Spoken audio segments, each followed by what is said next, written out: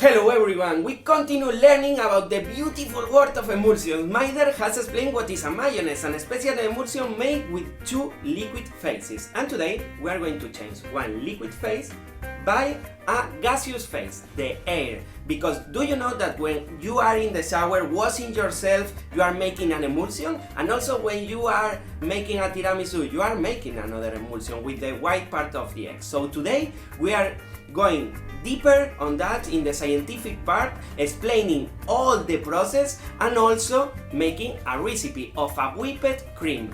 And after that we will go further to know how is it made a butter. So let's learn. So what is a foam? A foam is an emulsion in which the air is contained within a liquid matrix. Foams are less stable than other emulsions by having a high contact surface between gas and liquid. As we can see in this image, the bubbles has a big contact or surface with the liquid, so they are less stable because of that. And we need some compounds to create this kind of foams with a stability and also with shape, etc. So for the formation of a foam we need amphiphilic compounds that stabilize the interface. For example, phospholipids, lipoproteins, polysaccharides, proteins, and another compounds that are amphiphilic compounds with a polar tail and a polar head. Also, we need agents that increase stability in the continuous phase, for example sugars, polysaccharides, etc. that increase the viscosity on the continuous phase, and also energy to introduce the air into the liquid phase. So, once we introduce the air, there are various enemies that can collapse our foam. Drainage is one of them and consists of the liquid falling due to the effect of the gravity of our foam, with the consequent collapse of air bubbles. Also, Oswald maturation is the process in which smaller air bubbles are absorbed by a large ones due to a pressure difference.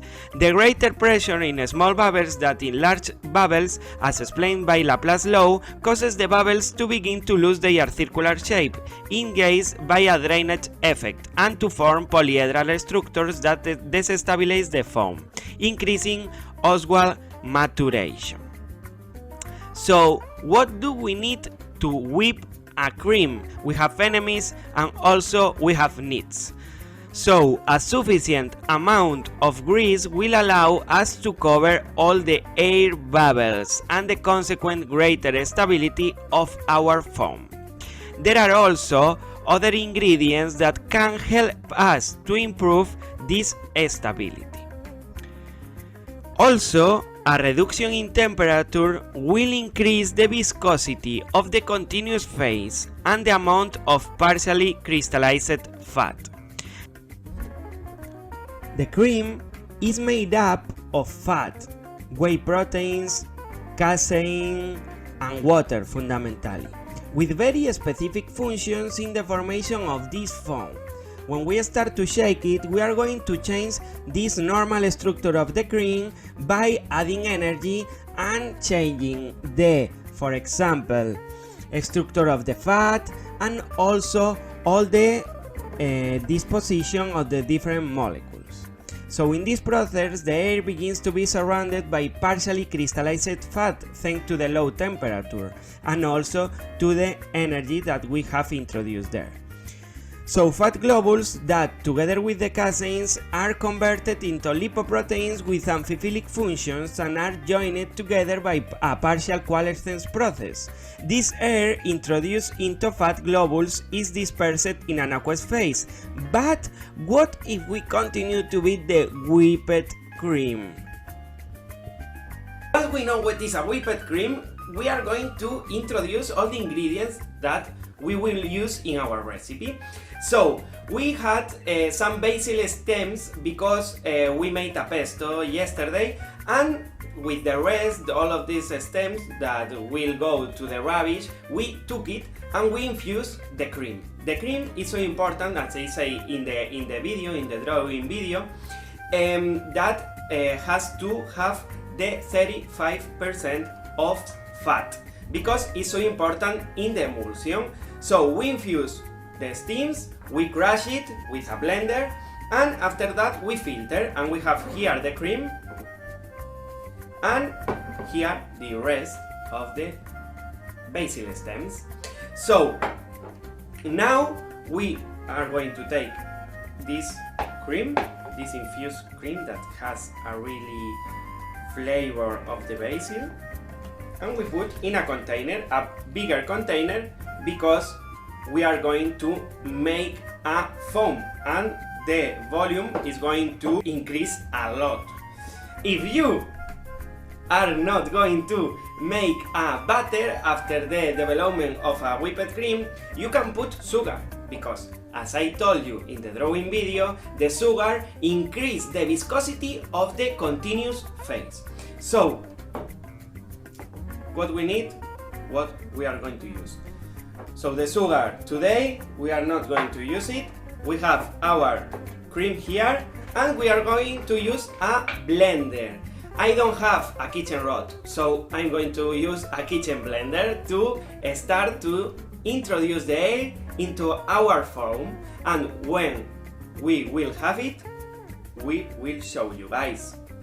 We have already our whipped cream, but we are going to continue whipping our cream until it starts to coagulate and separate all the fat with the serum, and we are going to have our batter, but this will be after, because first of all I want to show you a tip that is so easy, taking like that a container, putting inside the cream and making like this until you have this texture. But this texture we have it with the electric blender, and this is the texture that we obtained with the container. Are really similar, and as you can see are perfect both. So we are going to continue whipping this cream, and we are going to have our batter, guys. Well, we already know that our whipped cream is an oil in water emulsion with air inside. But it has happened to all of us that when we are whipping the cream and when we spin, it is cut. This is due to the collapse of the foam and the consequent loss of air. On the other hand, the fatty part and the casein unit in a cremation process and separate from the cream serum. This fat part is the famous batter that we love so much, and it is a water in oil emulsion caused by a continuous use of mechanical energy that destabilizes the previous emulsion and generates that the continuous phase is the fat and the phase dispersed is the water. That is a reversal of phases. This is how our batter is obtained with a little touch of innovation and use of byproducts. As you have seen in the last video, until it starts to cut and separate the fat part with the serum part. So the serum part is that this is called buttermilk, is used as, for example, to marinate some chicken, and also to use to make some cupcakes or something like that, cakes, etc.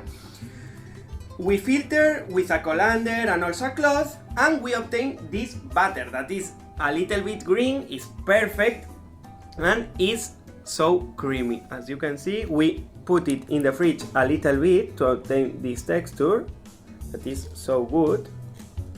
And I'm going to start to do like this. Perfect. We are going to put, yes, like that, a little bit more, I think. Yes, I really like the batter. I think it's a product, perfect product, and it's so good to pair with some anchovies. So we are going to put in this toast with this batter that is so good. 2 anchovies.